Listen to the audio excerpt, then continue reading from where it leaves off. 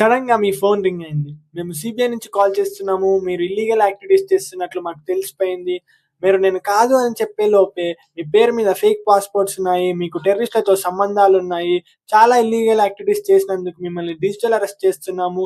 మీరు పోలీసులను కాంటాక్ట్ అవుతా అంటే ఇది నేషనల్ సెక్యూరిటీకి సంబంధించినది.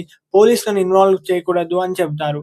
ఎవరికైనా చెబితే మిమ్మల్ని జైల్లో వేస్తామని బెదిరిస్తారు.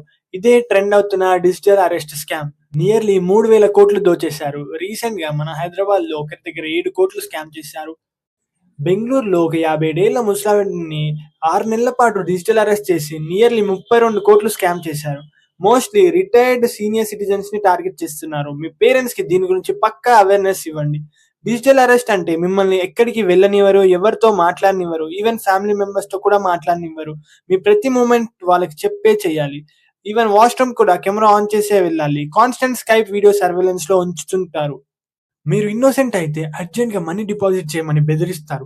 అలా మీ దగ్గర నుంచి డబ్బులు దోచేస్తారు. ఇన్నోసెంట్ అని ప్రూవ్ అయితే రిటర్న్ ఇస్తా అని హామీ ఇస్తారు. మార్ఫింగ్ అనే ఏఐ ద్వారా ఫేక్ డిజిటల్ పోలీస్ స్టేషన్‌ని, ఫేక్ డిజిటల్ కోర్ట్‌ని క్రియేట్ చేసి మిమ్మల్ని బెదిరించి మీరు కష్టపడి దాచుకున్న డబ్బులు మొత్తం దోచేస్తారు. మన ఇండియన్ లా ప్రకారం అసలు డిజిటల్ అరెస్ట్ అనే కాన్సెప్టే లేదు. సో, మీ ఫ్యామిలీ మెంబర్స్ ఎవరైనా కంగారుగా, ఒంటరిగా మాట్లాడకుండా ఉన్నట్లయితే వాళ్ళకి అర్జెంట్‌గా ఈ వీడియో షేర్ చేయండి అండ్ ప్రొయాక్టివ్ అయ్యి వాళ్ళని కాపాడండి.